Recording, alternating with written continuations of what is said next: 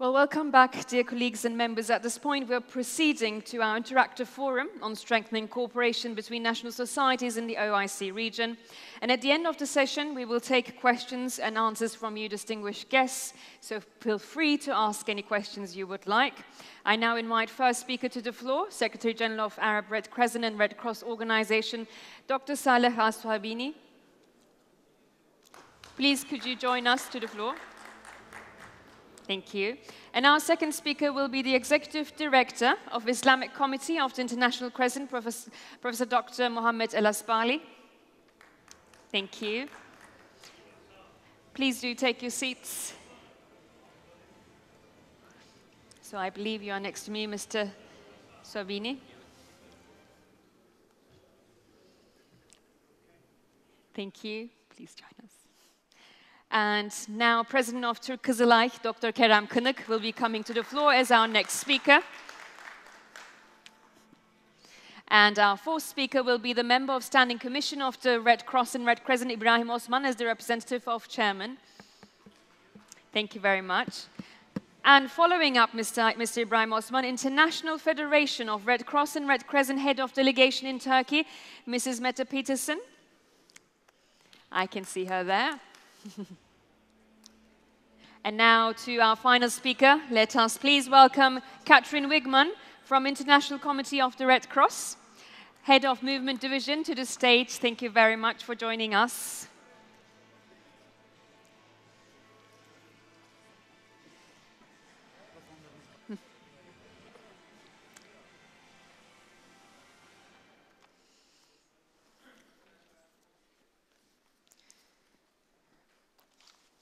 So the session will be about 45 minutes, and at the end of 15 minutes, we'll have our question and answer session.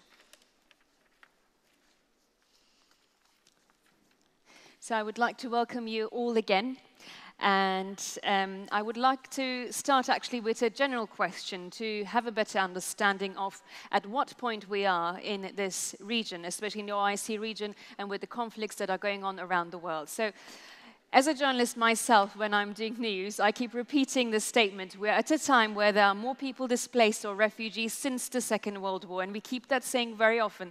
So overall, there's a surge in the number of humanitarian crises in the OIC countries. Why is there such an increase?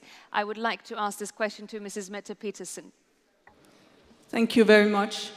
Indeed, I think that also the presentations this morning and the presentation we just had, it is very clear that the humanitarian needs, and in particular in the OIC regions, are very large and are very much increasing. There are several reasons for this. I think, first of all, we see a widening gap between the rich and the poor. This is despite seeing that the SDGs, we're reaching sort of goals on the SDGs, but there still is a widening between the rich and the poor. We see people are losing their livelihoods. This is partly because of climate change. It is partly because of conflict. Increasingly, we are seeing that the people in the regions are affected by conflict. This conflict is protracted. I was just coming in yesterday with our colleagues from the Afghan Red Crescent, and I started my career in the humanitarian world in Pakistan and Afghanistan, and I asked them, how many refugees do you still have there? And they said about 4 to 5 million. And I said, when I was there in the 90s, it was also 4 to 5 million. Yeah? So we're really seeing that these situations are very protracted. Then we also see the rule of law as an important one, which is also forcing people to leave and feeling that they are not safe where they are. So there are all these things are fitting in and seeing that we are actually living in a very complex reality. I think Dr. Kınık mentioned that in his opening speech. We're really living in a very complex humanitarian situation. And in this environment, I think this meeting is increasingly important for us to come together and to enhance our impartial humanitarian response. Thank you very much for that comments. So I'll take it from there to the humanitarian organization's role in this conflicted region and to Dr. Kerem Kınık. We were here about 2 months ago, I think, celebrating 150 years of this rooted establishment and one of the leading humanitarian organizations globally. So could you tell us the importance of such an organization and its challenges to this day? The situation in particular the OIC region, as the participants mentioned before, is terrible. Because of poverty, because of armed conflicts, because of natural or man-made disasters. And it is really difficult to overcome these kind of problems as the institutions or the governments alone. So they need community engagement and community resilience. We as the grassroots organizations, Red Cross and Red Crescent societies, we have very good connection with the communities. We have chance to peer-to-peer interaction as the humanitarian agencies. And we have, according to our mandate, we have auxiliary roles to our own governments. And by this establishment, we would like to use this opportunity and the capacity as the movement for influencing the policy-making process within the OIC region. And we, as voluntary-based and community-based agencies, national societies, I believe that we can bring new atmosphere, new inspiration to that heavy atmosphere. So, yes, according to facts and figures, 21 countries out of 48 of least developed countries in OIC region. It means poverty. And according to the ICRC armed conflicts facts and figures, if I'm wrong, please correct, 40 active armed conflicts now in the world, and 18 of them in the OIC region, and 2 of them has international characteristics. So, and 61% of total forcible displacement in OIC as an origin or a destination country. So, huge burden, but we need more collaboration as the humanitarian agencies, and I believe that we have some well-established mechanisms in OIC region for setting up bridge between national societies and the OIC institutions for making advocacy jointly, making develop programs jointly, making resource mobilization, and I believe that it will easier our all processes in the movement as well, and they will be a valuable new network in the movement. So you said we need more collaboration, and for those challenges to be met, 50 countries are gathered here today to discuss it. So coming on to that topic, my next question is for the Executive Director of ICIC, Mohamed El Aspali. What could national societies in OIC region do more to improve that cooperation?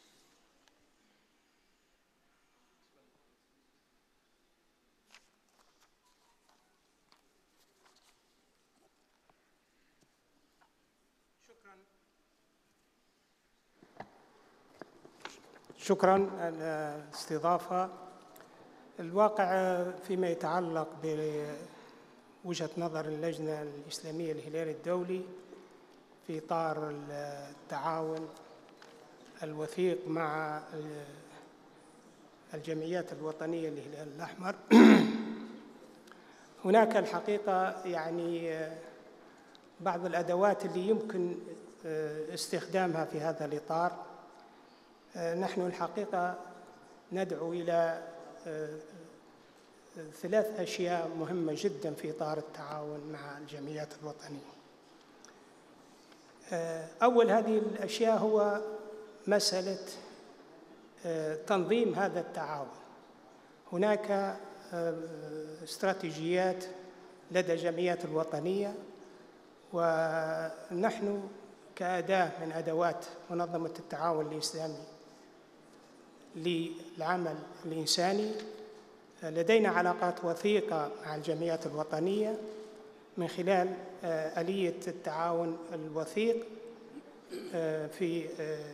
بين الجمعيات وبين اللجنة. أيضا هناك مسألة مهمة جدا تتعلق بالتنسيق. حقيقة هناك جهد كبير جدا تقوم به الجمعيات الوطنية، وهذا الجهد سواء كان من خلال الاتحاد الدولي لجمعيات الهلال الأحمر والصليب الأحمر، أو من خلال العمل الثنائي بينها وبين الجمعيات الوطنية. وهناك الجمعيات الوطنية عندها برامج مع الجمعيات الوطنية. فنحن الحقيقة ندعو إلى ضرورة أن تكون آلية التنسيق قوية جدا، لأن هناك برامج يعني متشابهة، هناك أيضا جهد متشابه في بعض المناطق، وهناك فراغ في مناطق أخرى. على سبيل المثال هناك جهد مبذول قليل جدا في بنغلاديش فيما يتعلق بالروهينجا. فنحن الحقيقة دعونا إلى ضرورة أن يكون هناك تركيز بين الجمعيات الوطنية وبين اللجنة الإسلامية الهلال الدولي، واختبرنا هذا في نموذج اللي تحدث عليه السيد الرئيس هذا الصباح، وهو الاهتمام بالشراكة بين اللجنة الإسلامية الهلال الدولي والجمعيات الوطنية.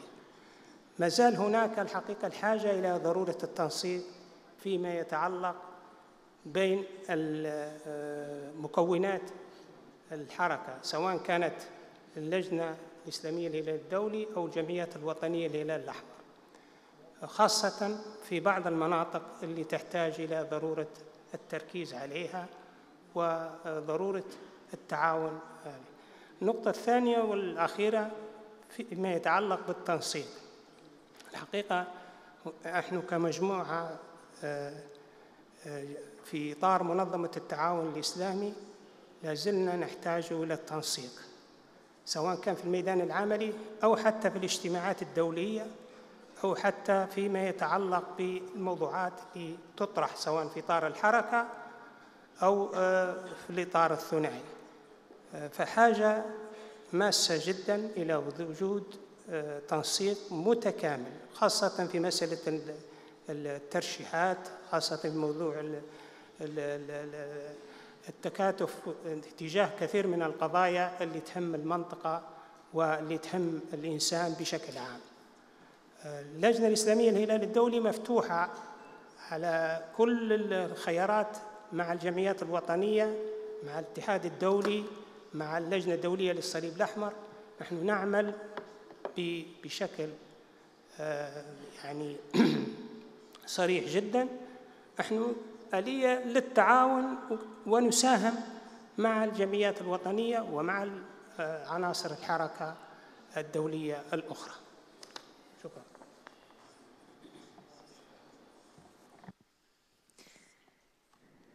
Well, coming on from there, I just like that you said we are in need of cooperation. You kept repeating that sentence.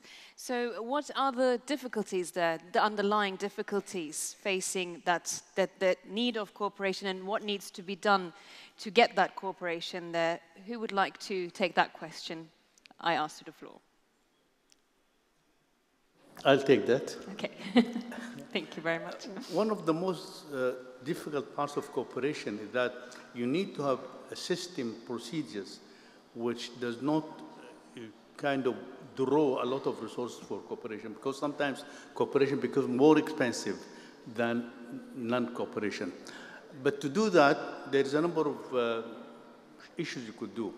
The first one is to improve the standardization of the procedures in the national societies.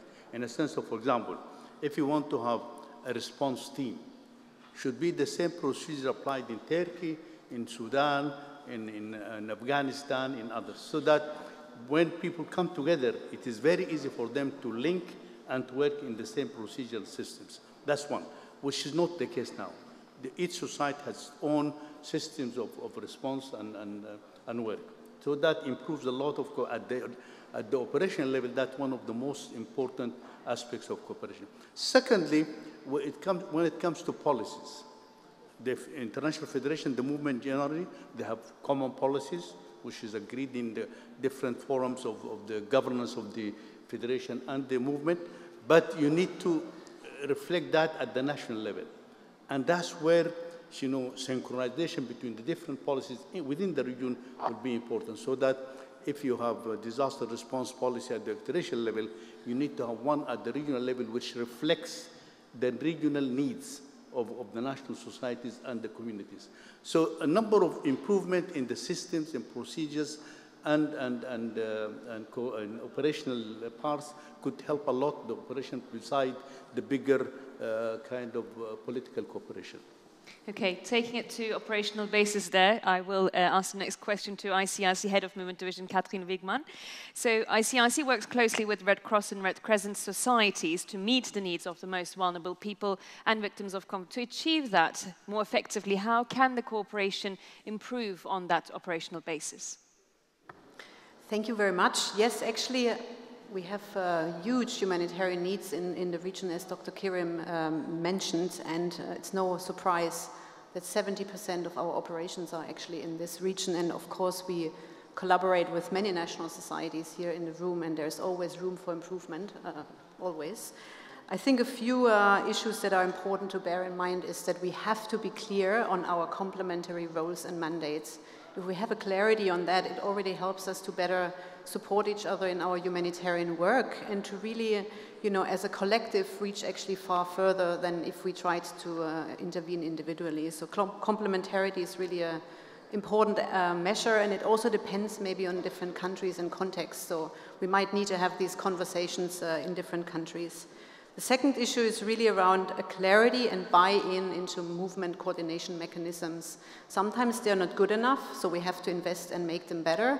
But where they are, we really should try to leverage them. And there is a lot of work done in the past years to really strengthening it, because we realized as a movement, and you mentioned it also in your speeches here, that is really something that we have to still get much better. So there's a lot of, and it's an individual responsibility of all partners to really try to make that better.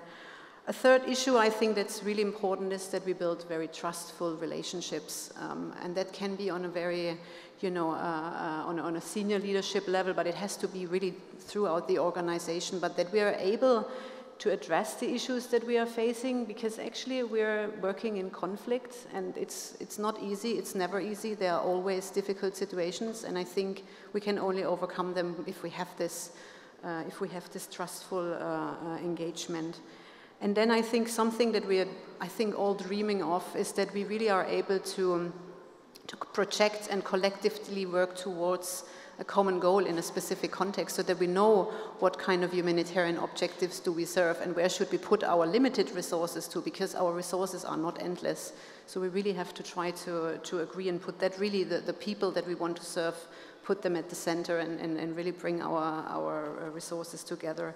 And I think a last topic that we haven't maybe mentioned so far yet, but I think it's something that this network could also play a role, is really around strengthening the capacity of national societies.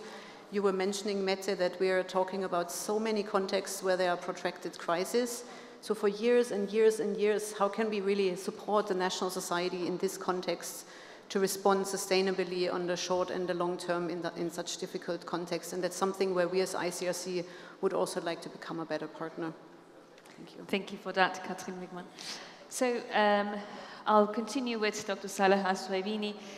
For effective management of humanitarian crises in some OIC countries, one of the difficulties is lack of good governance and fair distribution of welfare. So can you give an example from countries you work with and what actions need to be taken for transparency, fairness and accountability?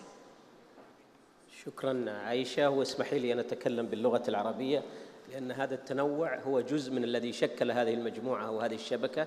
هناك لغة تركية، لغة عربية، لغة إنجليزية، فرنسية، وهذا الرائع الجميل، هذا التنوع يسمح لنا بأن نتكلم أيضا بلغتنا لكي نثبت بأننا قادرين على أن نعمل معا.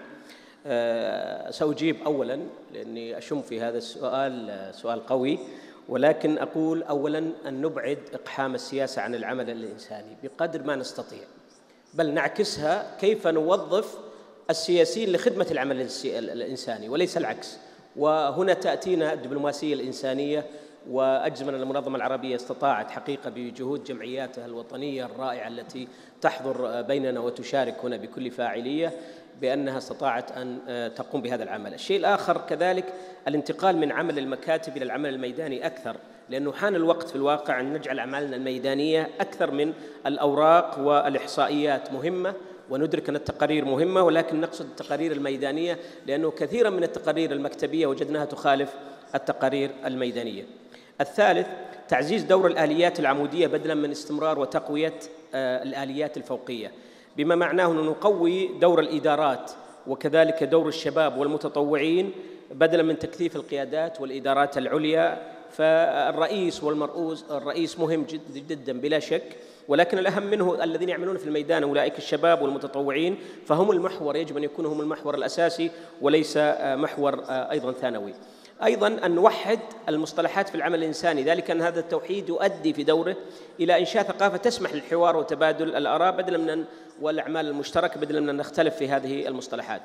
إلى جانب هذا وذاك هناك أيضا تقوية الدور المساعد للجمعيات الوطنية مع الحكومات. ما يزال هذا الدور حقيقة يحتاج إلى مزيد من العمل. وللمنظمة العربية للهلال الأحمر والصليب الأحمر التي تجمع 21 جمعية هلال أحمر وصليب أحمر اللبناني عربية طبعا، لها تجارب جميلة بالذات مع مجلس وزراء الداخلية العرب، وأعني بذلك أنها استطاعت أن تجمع بجهود الجمعيات الوطنية وكذلك بعض الحكومات أن نجمع بين رجالات الدفاع المدني أو الحماية المدنية وكذلك الجمعيات الوطنية، لأن هناك كان فراغ، وهذا جزء من هذا الدور المساعد. بالإضافة إلى هذا وذاك أنا أريد أن أسأل الآن في القاعة كم أمينة عامة موجودة هنا؟ أمين عام امرأة. المرأة نحن نقول دائما نتكلم أنها نصف المجتمع، ولكن عندما نجد في العمل الإنساني في القيادات بالذات لا نجد في جمعياتنا للمرأة حظ وحظوظ ومشاركة فاعلية، رغم إدراكي شخصيا وأجزم من الكثير يشاركني هذا الرأي أن المرأة يعني مخلصة في العمل الإنساني وعندها عاطفة، بدليل أنها تتحمل 9 شهور الابن في بطنها ثم بعدها سنوات وهي ترعى. فلماذا لا نستثمر هذه العاطفة أيضا في العمل الإنساني؟ ولذلك نقول استقطاب النساء وتفعيل دورهم وتدريبهم انطلاقا مما يتمتعن به من مهارات. لذلك أنا أشيد بالهلال الأحمر الكويتي هنا بهذه المناسبة أن الأمينة العامة موجودة بيننا وهي امرأة، وهناك أيضا مثلا الهلال الأحمر الجزائري رئيسة جمعية الهلال الأحمر الجزائري امرأة، ونتمنى أن يزداد هذا العدد أيضا في الجمعيات الإسلامية، فما المانع أن لا يكون كذلك؟ أيضا هناك فاقد الشيء لا يعطيه. نحن نقول في اللغة العربية هذه قاعدة ونقصد فيها أن ضرورة بناء قدرات الجمعيات الوطنية. نحن نتكلم كثيرا عن هذا، لا بد أن نرجع للمربع الأول. الجمعية لا تقوم إلا بمحرك، كما هي السيارة أو العربية لا تقوم إلا بإطارات أو كفرات. فهنا نحتاج أن نستثمر مواردنا البشرية وأن نطورها، وأعتقد أن قادرين على أن نتعاون نحن من خلال هذه الشبكة ومن خلال الاتحاد الدولي كما يفعل الاتحاد الدولي وكذلك اللجنة الدولية في هذا، وهم مشكورين في الواقع بالتعاون مع المنظمة العربية وبالتعاون مع الجمعيات الوطنية في هذا السبيل، ولكن طموحنا أكثر. ومن هنا نطمح دائما نسأل على توطين العمل الإنساني. يعني إحدى الأزمات التي تواجهنا أنه لا يوجد عندنا كوادر كثيرة، موجود موارد بشرية ولكنها لم تستثمر، لم تدرب. من هنا أيضا ندعو إلى توطين العمل الإنساني. بالإضافة إلى هذا وذاك تأسيس بنوك إسلامية أو إيجاد هيئة مالية إسلامية. مهما أسسنا من صناديق ستنتهي، لأن الأزمات في بلادنا الإسلامية لا نقول تتوقف بل تزداد وتيرتها وتتوالد أيضا وتتناسل. فهذا يدعو في الواقع أن ننشئ بنك إنسان أو بنك إنساني، هذا البنك يؤخذ منه يعني نسبة معينة 5% 10% لدعم العمل الإنساني، وبالتالي لا يتوقف هذا الدعم. أيضا إلى ذلك تعزيز نظم الحماية الاجتماعية للأفراد والأسر لمواجهة الكوارث. لدينا في جمعياتنا الوطنية العربية مشاريع نفتخر فعلا فيها ونفاخر، من بينها مسعف لكل بيت. يعني لماذا أنا ننتظر أن هذا البيت أو ذاك أو هذه المأساة تحدث؟ أنا لابد أن أعمل شيء وقائي. من خلال الوقائي فمسعف لكل بيت عندما ندرب على أساس الأشياء البسيطة بلا شك سنخرج بنتائج كبيرة. أيضا من الأعمال أيضا من الجوانب مساعدة الناس ليساعدوا أنفسهم والاعتماد على أنفسهم، رفع كما تفضل زميلي الدكتور محمد وبعض الزملاء تحدثوا عن هذا، رفع مستوى التنسيق. نحن نتكلم كثيرا عن المصطلحات، ولذلك تكلمنا عن التنسيق والتعاون والتشابك والتوأمة وتبادل الخبرات كلها. وبحكم تخصصي في اللغويات التطبيقية أجد أن التوأمة هي أعلاها، لأن التوأمة تجمع التعاون وتجمع التنسيق أيضا، ولكن هناك أضعفها التشابك والتشارك بيننا. فلعل مثل هذه الشبكات ولعل مثل هذا التعاون بيننا هو يقوي ما ندعو إليه في هذا الصدد. تعزيز الشراكات أيضا بين هذه المنظمات هذا جانب مهم. الالتزامية من الجوانب التي تساعد حقيقة، ونجيب على هذا السؤال، وتفعيل الإجراءات الإدارية الفعالة في العمل الإنساني هي الالتزامية. عندما نلتزم عملياً يجب أيضاً أن نلتزم ميدانياً بمبادئ الحركة السبعة، ليس فقط نتكلم فيها ولا نلتزم فيها، بل نعمل عليها في الواقع. أيضاً التوافقية، بحيث نعمل على ما نتوافق عليه ولا نخرج عن النص. نحن توافقنا على هذا الشيء نلتزم فيه معاً، لأن كل هدفنا هذا الإنسان. فما الذي يجعلنا نختلف على أنه كلنا نخدم هذا الإنسان؟ لأن توجهنا وخارطة طريقنا كلها واحدة. بالإضافة إلى الثقة المتبادلة نحتاج إلى مزيد من زرع الثقة. الثقة موجودة، ولكن مزيد من زرع الثقة بين الجمعيات الوطنية. وأيضا استمرارية التمويل يجب أن لا يتوقف، والاستجابة السريعة.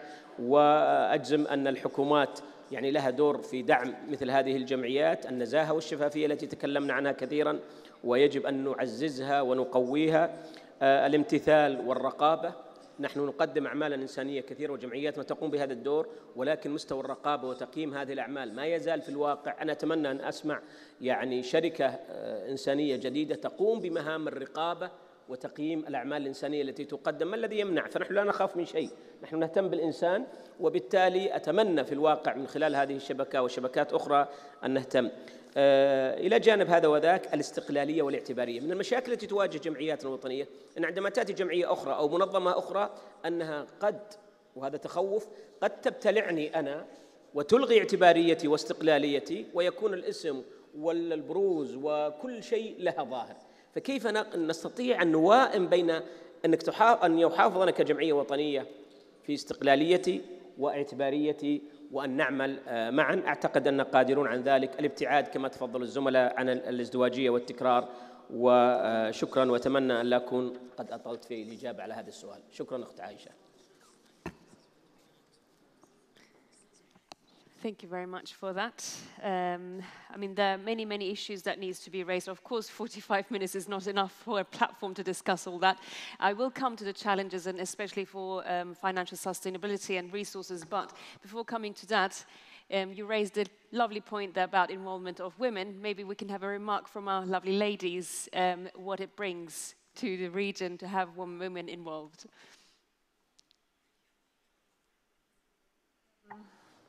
No, I think that in terms of looking at when you're developing a response, developing policies, it's important that you have the views from all the beneficiaries. And when you're looking at a crisis, when you're looking at different situations, it's important to understanding the various needs, and gender is an important aspect to look at. I recently went to an event in Ankara on how emergencies and the refugee situation is affecting women, particularly this was organized by UN Women. And it is very clear that women are actually affected three times. They're affected both in the country when the crisis is there. They're affected when they're moving, because they're more vulnerable when they're moving, and then they're affected when they come to the country of where they're being hosted. So I think it is extremely important to look at gender issues when you're thinking about policies, when you're preparing response. And that's why I very much welcome this comment, because I think you cannot have men sitting planning for a humanitarian operation when half of the voices are not there. Thank you very much for that. So, continuing with Ibrahim Osman with you, at the present time there may be significant resources available in the OIC region, but therefore the question is, how could national societies benefit more from these resources in accordance with the purpose of Red Crescent and Red Cross? Thank you. Let me start by trying to unpack the word cooperation and coordination, because this is one of the widely misused words. People speak about coordination and cooperation, and when they come to reality, each member to that group of coordination have a different idea, have a different perspective of that, what does that mean? And that reflects on the resources, reflects on everything. So how the first part to improve the use of resources is to define what do we mean by cooperation and coordination. Because cooperation and coordination could mean only exchange of information and can go deeper up to joint management of operations or joint management of resource mobilization. So first of all, let's define that first. What do we mean by cooperation, coordination in a different situation? Secondly, I think, yes, when we speak about resources, it's not about financials only. It includes human resources and financial resources. And this region is really rich with both young generations, young people. Most of these countries have a young population. And this is where you could start real working together, putting together frameworks which bring people together in the sense of exchanges and whatever, so that they can build for the future. The second part is the financial resources.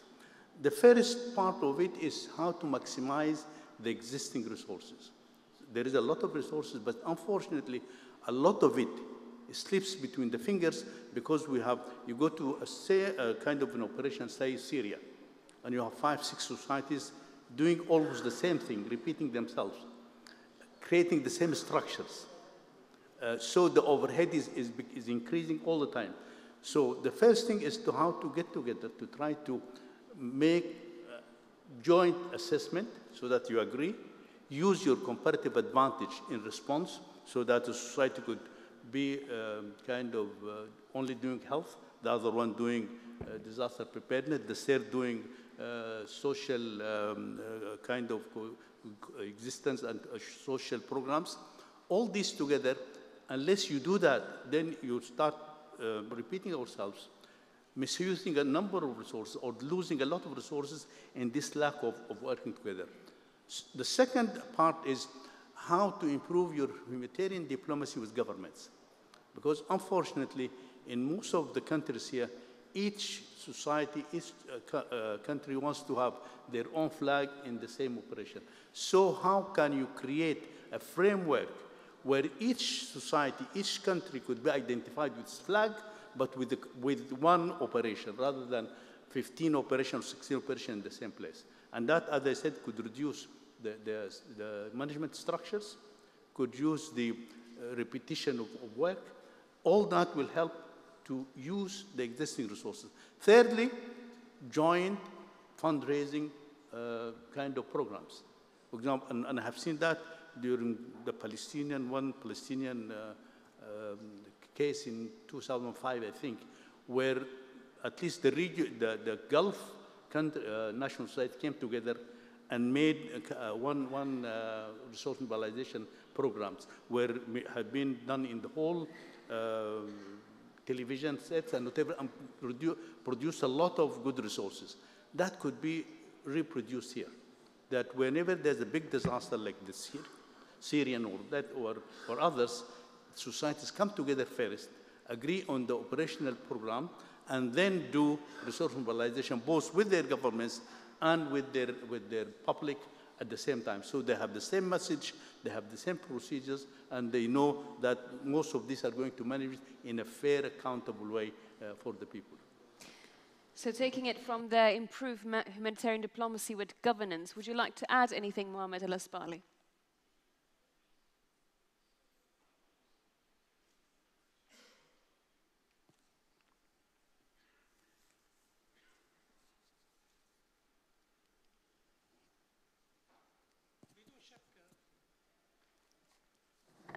بدون شك طبعا المسائل المتعلقة بالدبلوماسية الإنسانية ترتبط بدور آليات العمل، الجمعيات الوطنية ومؤسسات حركة الهلال الأحمر وأيضا المنظمات الإنسانية العاملة في الميدان الإنساني. الحقيقة إذا سمحتي أنا أود العودة إلى نقطة مهمة جدا تتعلق السؤال اللي طرحه أستاذ إبراهيم يتعلق بمفهوم التعاون ومفهوم التنسيق. نحن الحقيقة نفهم مسألة التعاون هي الأساس السياسي أو الاستراتيجي للعمل في حد ذاته، بحيث أن يكون هناك تعاون وثيق حول برامج عمل محددة. مسألة التنسيق هذه تأتي في إطار التنفيذ. عندما يأتي التنفيذ الميداني لابد أن يكون هناك يعني خريطة محددة تحدد أدوار الأطراف اللي هي متفقة على التعاون في مجال محدد. ونحن في هذا المجال إذا سمحتي نطرح مقاربة ربما تكون مهمة، وأيضا يعني نأمل أن الإخوة في الجمعيات الوطنية للهلال الأحمر أن يتم التعاون أو يتم دراستها. المقاربة تتعلق بالتعاون على مستوى جهوي، على مستوى إقليمي. يعني الدول المتجاورة يمكن أن يكون لديها يعني برنامج مشترك دائم يتعلق بأن مثلا الدول اللي متقاربة في الحدود، ويمكن أن نطرح أمثلة يمكن أن تكون مستقبلا سواء كانت الشبكة أو منظمات حركة الهلال الأحمر والصليب الأحمر أو أي منظمة أخرى. المثال مثلا في إفريقيا هناك دول متجاورة متجانسة ثقافيا، يعني على سبيل المثال الجزائر، المغرب، موريتانيا، مالي، السنغال، غامبيا، هذه دول متقاربة حدوديا وتواجه في مشاكل متقاربة. وإذا ما نحن وجدنا لها الآلية اللي تساعدها في أنها تتعاون عندما تحصل كارثة أو عندما تحصل أي أزمة في داخلها، ويكون يعني في خطط بعيدة المدى سواء في حالة الاستعداد لمواجهة الكارثة، سواء كان في مجال الاستجابة لمواجهة تلك الكارثة. يعني هذا مثال يمكن أن يقوم. كذلك في آسيا كثير من الدول المتجاورة ممكن أن تكون عندها نموذج. يعني الدول المتقاربة المتجاورة حدوديا لابد أن نحن نحاول نخلق بينها أسس تعاون دائمة وأسس لتقديم العون في وقت الكارثة. النقطة الأخيرة فيما يتعلق بتنمية الموارد أو فيما يتعلق بالموارد، احنا في منطقة منظمة التعاون الإسلامي عندنا أكثر من جمعية، يعني قد إذا كان نقول رقم يمكن أكثر من 20 جمعية دائما متبرعة وداعمة. وعندنا عدد من الجمعيات عندها قدرات بشرية يمكن أن تكون جاهزة للعمل. وعندنا أيضا منظمات تمويل إسلامي. أيضا زي ما تفضل الدكتور كرم اليوم أن فعلا فيه وجود لأموال ممكن أن يستفاد منها في العمل الإنساني. هذا فيما يتعلق به. عندنا طبعا آليتين نحن في المنطقة بالإضافة إلى الجمعيات الوطنية. عندنا المنظمة العربية وعندنا اللجنة الإسلامية وعندنا الجمعيات الوطنية. في حاجة إلى توثيق العلاقات فيما بينها لخدمة الأهداف ومواجهة المشاكل اللي ممكن أو الصعوبات اللي ممكن تواجه المنطقة، بالإضافة إلى الشبكة. إن شاء الله إذا ما بدأت العمل ستكون عامل مهم جدا في تكثيف الجهد لمواجهة الكوارث. ونحن دائما نقول أن العمل الإنساني مفتوح للجميع وعلى الجميع أن يشارك، لكن لابد أن يكون فيه استراتيجية، لابد أن تكون فيه استراتيجية للتعاون، ولا بد أن يكون فيه تنسيق في الميدان. شكرا.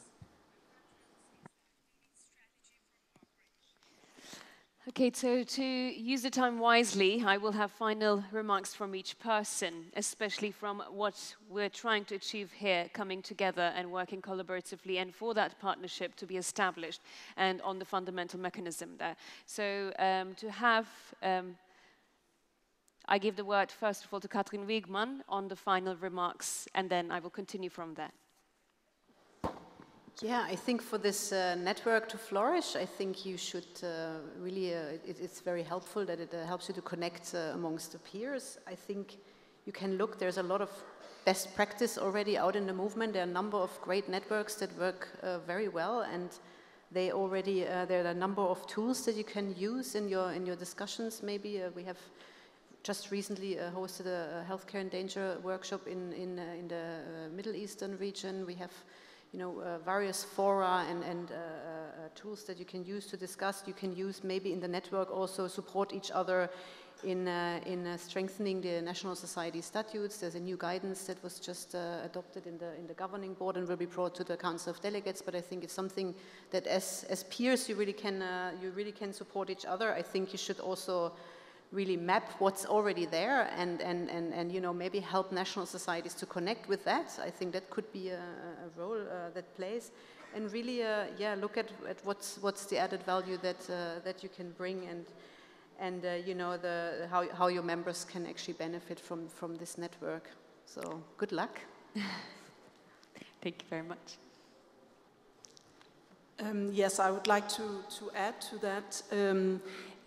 Recently, we had the European Regional Conference in Almaty, and there was actually a working group particularly looking at networks and looking at, under the leadership of Dr. Kinnock, we were actually doing a mapping for Europe.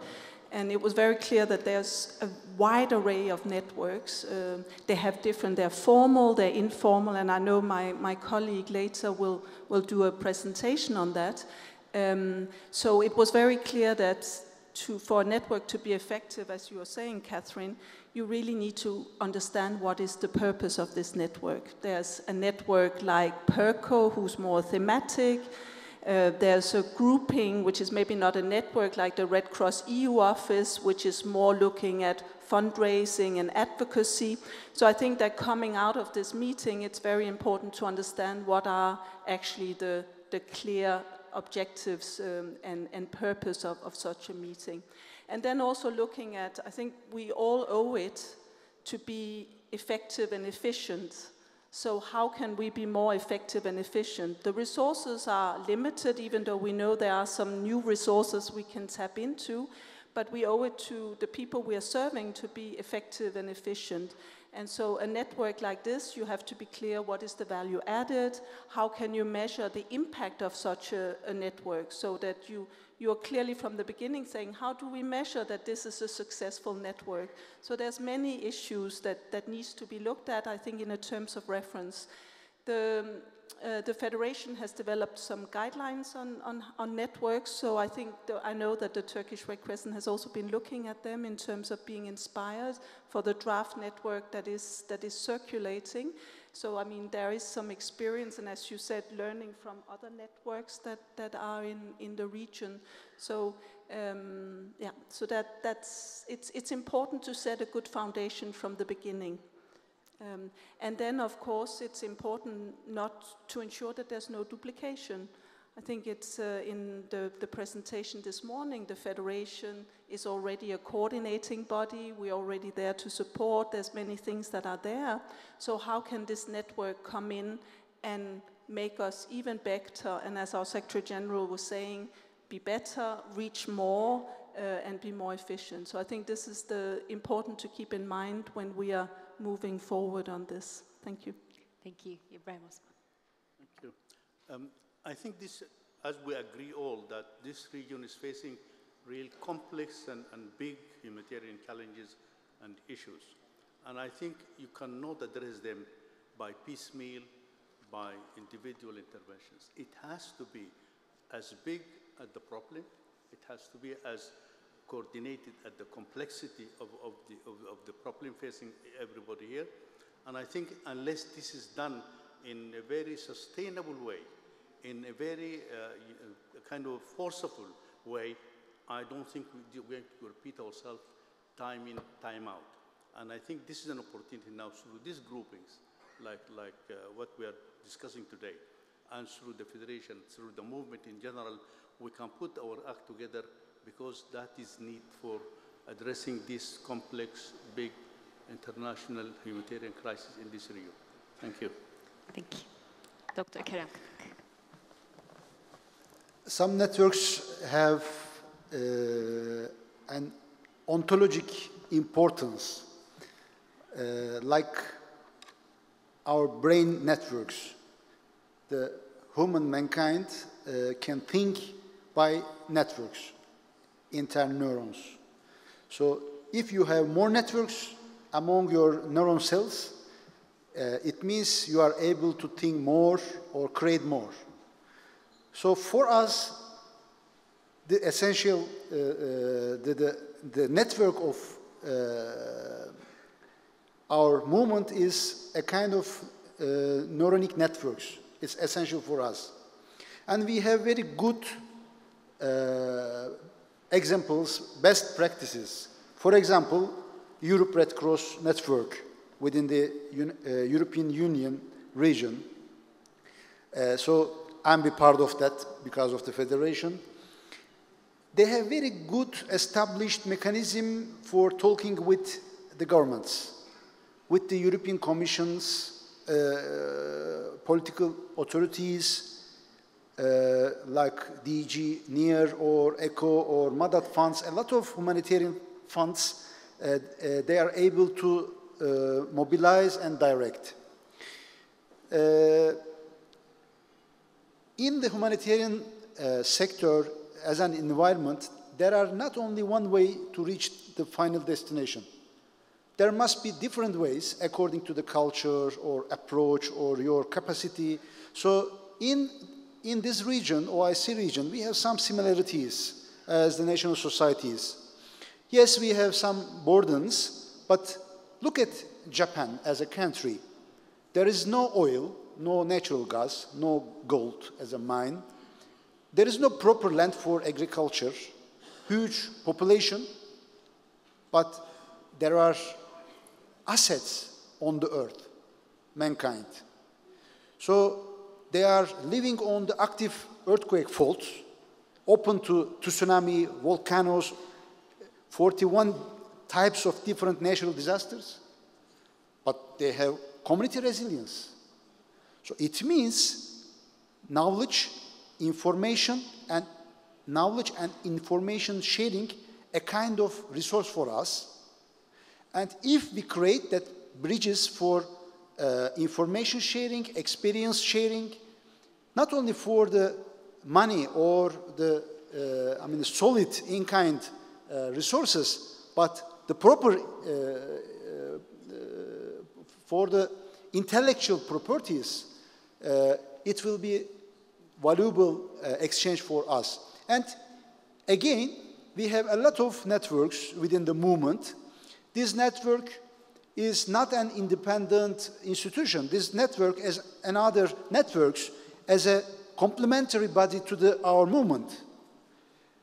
And we have in the federation, we have very good and strong governance. I would like to mention Francesco Rocca because since the beginning of his election period, he is always mentioning the gender balance, always, gender balance. So we want to see more women here, more young people, diversity.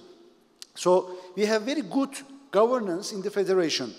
We have very good operational secretariat for delivering these policies and humanitarian affairs at the field.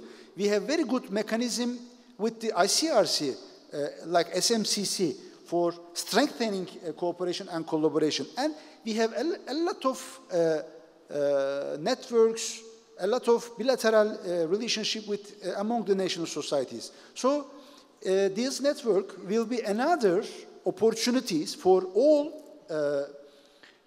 movement and humanitarian sector as well to reach our common understanding and common goals.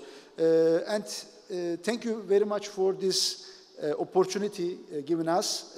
And I hope by the questions we will extend this hopefully.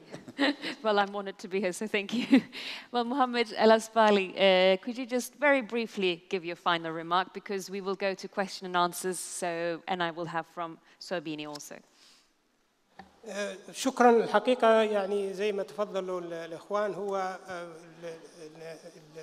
المهم جدا فيما يتعلق بموضوع المطروح هو توضيح الرؤية للجميع، أن هناك أدوار ستقوم بها الشبكة مع الاحتفاظ بالأدوار الوطنية أو الأدوار الدولية للمنظمات الأخرى. وفيما يتعلق بالعمل المطلوب هو يعني طرح الأسئلة وتلقي الإجابة الواضحة من الجميع. شكرا. Thank you very much. And Sobini.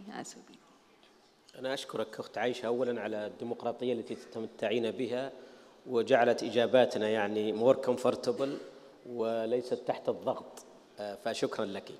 هناك 3 محاور أنا أعتقد في ظل التحديات التي تواجهنا في عملنا الإنساني الحالي في ظل الحركة وما يقوم فيه الاتحاد الدولي من أعمال كبيرة، والجمعيات الوطنية كذلك، واللجنة الوطنية واللجنة الدولية للصليب الأحمر، بالإضافة إلى اللجنة الإسلامية. يجب أن أشيد أيضاً في هذه المناسبة بالتعاون الجميل الذي بين المنظمة العربية واللجنة الإسلامية تحديداً، ولنا في موضوع الروهينجا خير مثال يعني مع الجمعيات الوطنية في المقابل، وكذلك التعاون الرائع مع اللجنة الدولية ومع الاتحاد. ولكن هناك في ظل هذه التحديات التي تواجهنا الآن، تحديات صعبة في عالم تشابكت فيه قضاياه وامتزجت المشكلات وتعددت المآسي الإنسانية، فنجد نحن العاملين في الميدان الإنساني والحركة الدولية أننا لسنا في منأى عن هذه التحديات. إذن ما العمل رغم أنه يشوبنا كثير من التفاؤل؟ أن نعمل وفقا ل3 أجندات، أن يكون ثمة توازن بينها. أولاً الوقائي، الجانب الوقائي، محاولة رفع وتيرة الجانب الوقائي، وأعطيت أمثلة قبل قليل بمسعف لكل بيت أو تدريب العاملين وأن يكونوا مستعدين قبل أن تحدث الكارثة. الجانب الثاني هو الجانب العلاجي، ومن خلال التجارب في الحركة والخبرة البسيطة لي في الحركة الدولية، وكذلك ربما يشهد بذلك أيضاً العاملين، بأن هذه وتيرتها هي الأكثر، هي التي نقوم فيها بشكل يعني كبير يغطي على كل ما قبلها وما بعدها.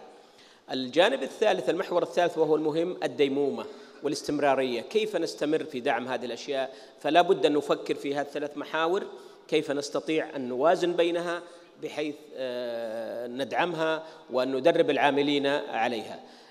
أنا نسيت قبل قليل أن أشيد أيضاً بزملائنا في الهلال الأحمر المصري، وأنا أقول أعطي تمكين المرأة أيضاً دوراً فاعلاً وأكثر أيضاً.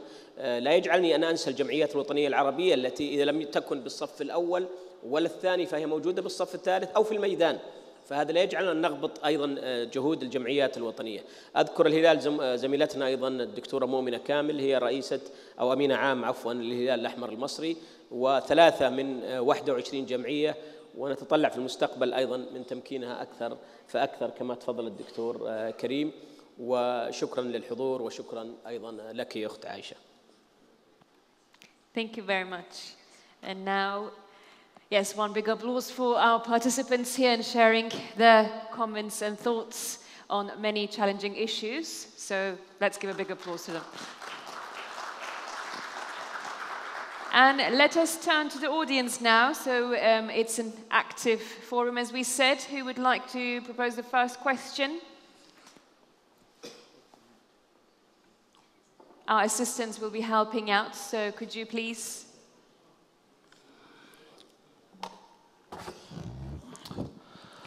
Well, first of all, let me thank my appreciation and thanks to the Turkish Red Crescent for the very informative meetings and conference we have here in this room.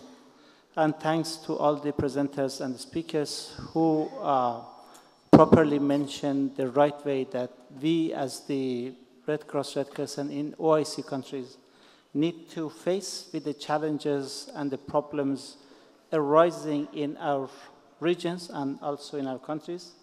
And it is really sad that we hear that most of the problems and humanitarian issues we do have in Islamic countries, which is not good for us. If we look at the history and background of the humanity, we see that 3 C's, I said 3 C's have been passed by the human being as general. The first one was the challenges. Then the second phase was the consultative. And the third phase is compromise. So I said challenges, consultative, and also or consultation and compromise. So this is the question I would like to raise. In which phase now we as the Red Cross, Red Crescent movement or Red Cross, Red Crescent societies in the OIC countries are? In which phase? We are in challenging phase, we are in consultation phase, or we are in compromise phase? And also which country you're from and your name, please, and where you're from. Yeah, my name is Hassan Esfandiar. I'm from Iranian Red Crescent. Okay, and who would like to answer that No, question? let me just finish. Of course. So in the OIC, let's say, countries, as mentioned since this morning, we have a lot of establishment, like the Red Cross, Red Crescent, national societies. We have the OIC, we have the ARCO, we have the ICIC, and now we have this Red Network, and I'm not sure what is going to happen or to come later.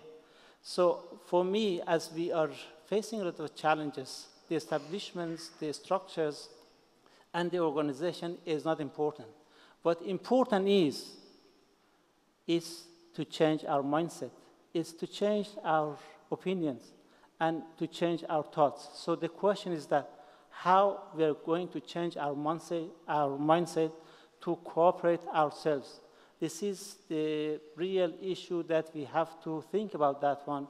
And if we want to cooperate to each other, to face these challenges and humanitarian issues, we have to work really on this mindset of the people in the OIC countries.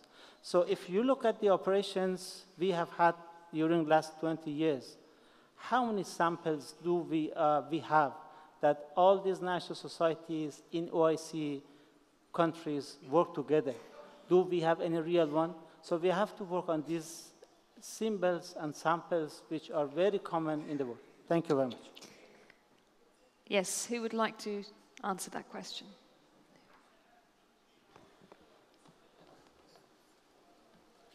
There is a word in Turkish, Adem kadar alem var. It means there are many worlds as much as mankind, human. So there are a lot of levels, there are a lot of different skills, different challenges, not among the national societies, within the national societies itself. So for example, the Iranian Red Crescent Society, skillful for the community-based disaster management, excellent response capacity, excellent community engagement, but maybe need some other skills or resources as national societies. But some other friends have that kind of resources as well. How can we share that skills each other? And this network not officially linked with the OIC. Just we are using OIC region as a fora. So we are independent network among the movement, and we will have our own plenaries or our own assemblies, we will have our own strategies in compliance with our principles, rules, and regulations of the movement. So I believe that we must give chance to that network for creating new atmosphere and new relationship among the OIC national societies. But you are right. We have to identify it and prioritize our challenges, our lack of coordination or cooperation mechanisms, and we have to diagnose jointly that problem and fix it. Okay, so I would like to get as many questions as possible, so I would like you to keep it a little bit shorter than the last one. And I believe we have also someone in the front, so one of our assistants, could you hand the microphone? السلام عليكم. عمر شحرور أستاذ جامعي. أريد أن أسأل الإخوة بعد شكر تركيا والشكر لكم. نحن أبناء الشعب السوري 8 ملايين يحتاجون إلى مساعدات منذ 2011 وإلى الآن. ما يصل لشعبنا السوري هو 10% فقط من المساعدات التي تقدمها منظمة الصليب الأحمر أو الهلال الأحمر. هذا يتم سرقته عبر الحكومة السورية، عبر هذا النظام المرعب. أنا لا أريد أن أتكلم في السياسة. أنتم ترون ماذا يتعرض له شعبنا السوري من مأساة في ظل هذا الشتاء. أغيثونا، ماذا تقدمون لنا؟ يجب أن ننتقل عمل هذه المنظمات إلى المراقبة الشعبية، وأن تنتقل أنظمتها إلى أن تكون أنظمة شعبية حقيقية تصل هذه المساعدات مباشرة إلى الناس المحتاجين في المخيمات، في الطرقات، في الشوارع، إن كان في سوريا أم اليمن. تقوم هذه الحكومات باستغلال هذه المساعدات، لأن منظمات الهلال الأحمر والصليب الأحمر لا زالت هي منظمات حكومية ولا يشرف عليها الشعب ومنظمات المجتمع المدني. لذلك أدعوكم وبكل احترام وبكل صدق وباسم الملايين التي تحتاج إلى مساعدتكم الطاهرة والبريئة أن تصل هذه المساعدات إلى أصحابها الحقيقيين، وهي لا تصل وإلى الأسف. شكرا لإصغائكم.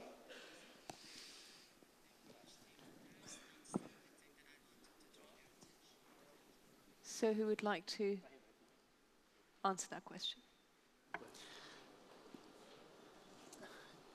I would like to defend my colleagues from the Syrian Arab Red Crescent first, because they are doing a great job at the hotline. Their volunteers, their staff, doing great job since the beginning of the crisis. Yes, heavy atmosphere, political atmosphere, because of the armed conflicts, because of the violations of the international humanitarian laws, and some barriers, and the lack of international the intervention mechanisms. We as the national societies and the humanitarian actors suffering because of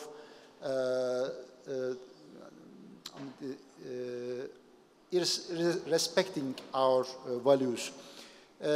But by using this kind of networks, I believe that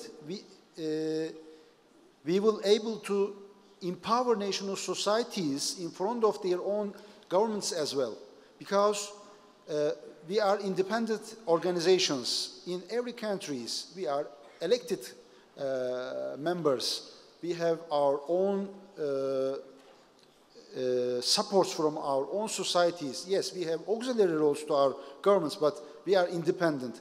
And by using these networks, by showing solidarity with our fraternal national societies, I believe that we will overcome all this kind of obstacles.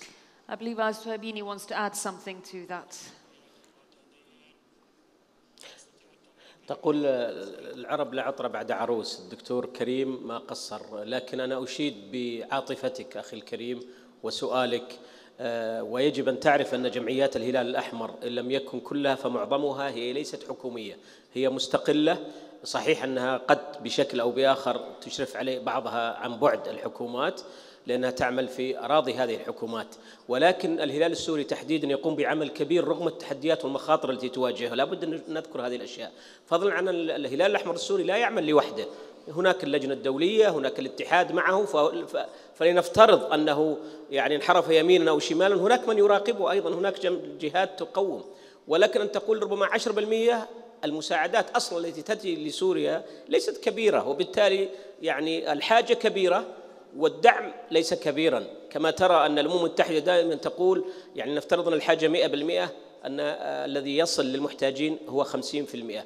ونحن دائما نجتمع مع أشقائنا في الهلال الأحمر السوري ونطلع على جهودهم ونقوم هذه الجهود، ولكن تطبيق مبادئ الحركة الدولية هو الذي سيعزز ويبعد ما ذكرته بإذن الله. فشكرا على سؤالك، وشكرا أيضا لجهود أشقائنا في الهلال الأحمر السوري. Thank you very much. So, following up, the next question, who would like to?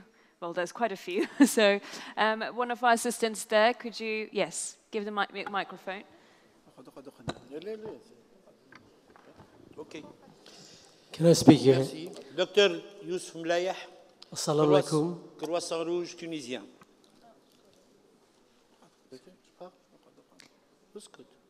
Yes. So, who is posing the question? Yes. You continue. Yes? Okay. Thank you. Monsieur le Président, Messieurs les secrétaires généraux, les représentants de société nationale, de prime abord, je suis très heureux de présenter mes sincères et particuliers remerciements au Turc Kızılay pour l'excellent accueil et les facilités qui nous ont été prodiguées. Mes remerciements à tous nos orateurs ici présents. Pour être interactif avec nos honorables orateurs, je demande comment vous voyez, comment vous envisagez les programmes pour la promotion des capacités de la santé pour les États membres de l'OCI, surtout que 71% des personnes ayant besoin d'aide humanitaire sont dans cette région. Mon deuxième point, les programmes étant semblables, surtout en période de crise, par diverses organisations, comment vous voyez la collaboration entre les sociétés nationales et le comité international du croissant, le comité islamique du croissant international. Et ceci d'ailleurs rejoint l'aperçu qu'a présenté M. Ibrahim Osman sur sa peur d'utiliser nos moyens à mauvais escient. Je termine pour rappeler le point 2 qu'a précisé M. Salah Sahibani, à quand le passage du travail de bureau vers le travail de terrain. Et merci.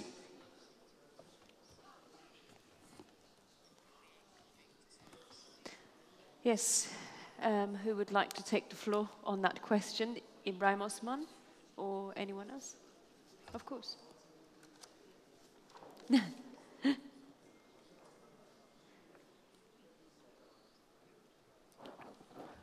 Thank you.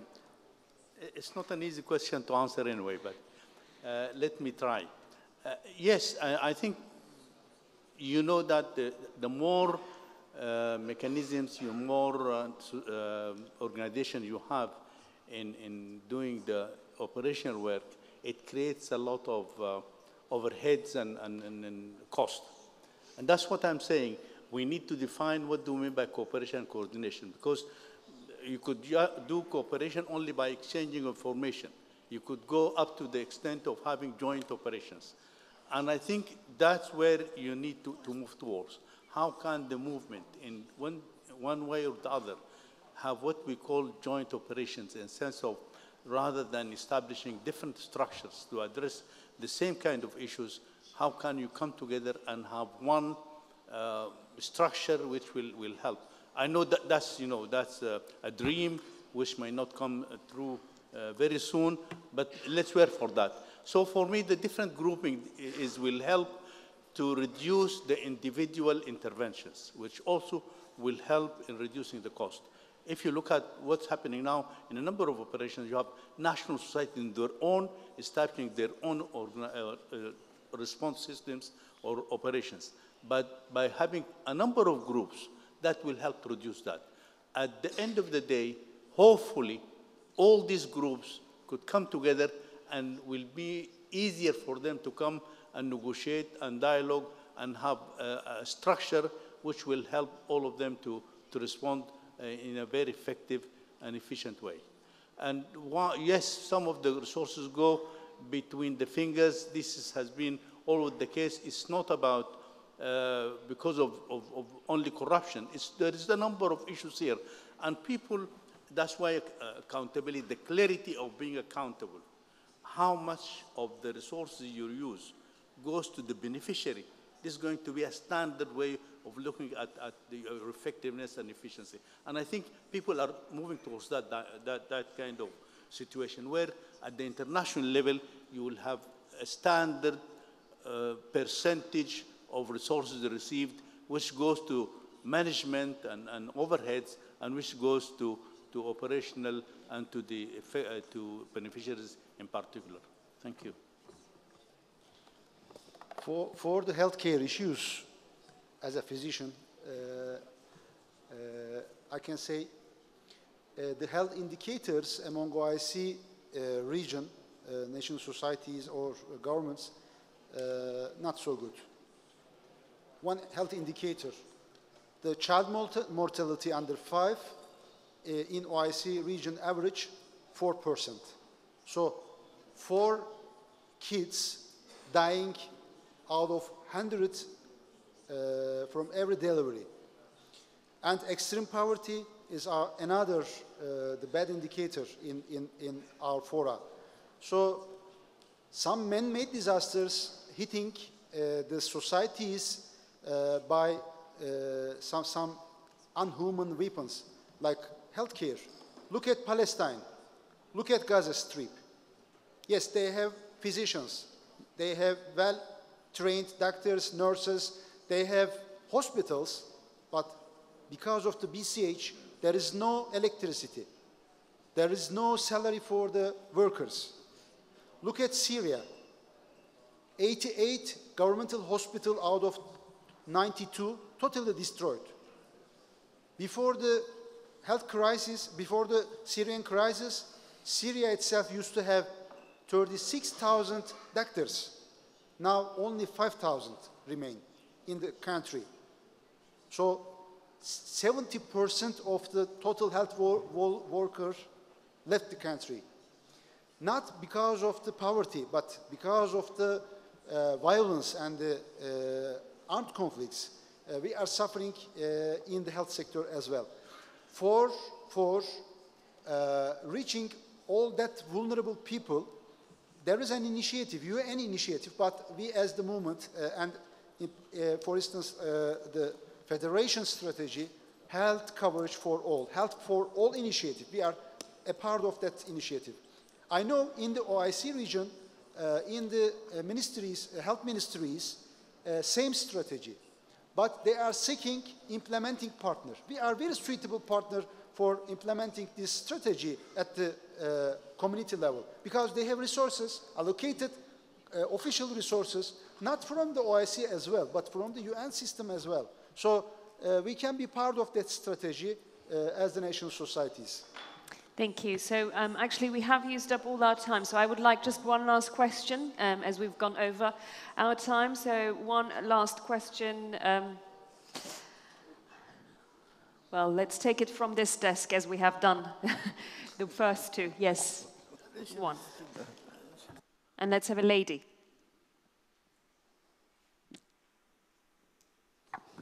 Je vous remercie. Je suis de la Côte d'Ivoire, donc la présidente de la Croix-Rouge de Côte d'Ivoire. Je reviens sur le rôle de nos États.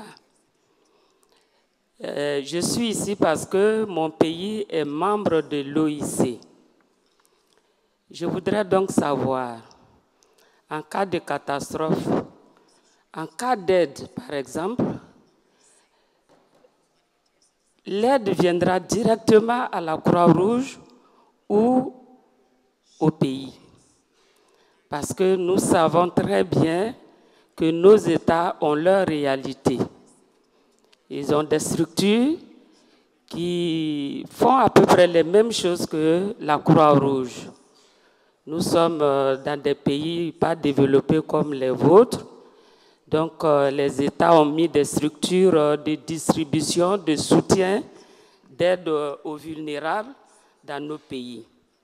Donc, en cas de situation, est-ce que la Croix-Rouge sera directement mise en avant pour soutenir les personnes vulnérables? Quand on sait que la Croix-Rouge, par exemple, chez moi, en Côte d'Ivoire, nous ne sommes pas exemptés d'impôts ni de douanes. Ce sont mes inquiétudes.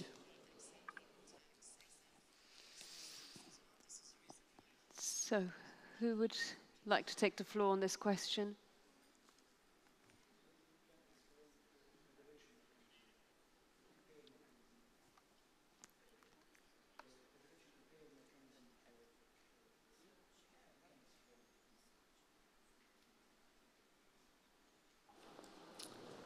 Thank you very much.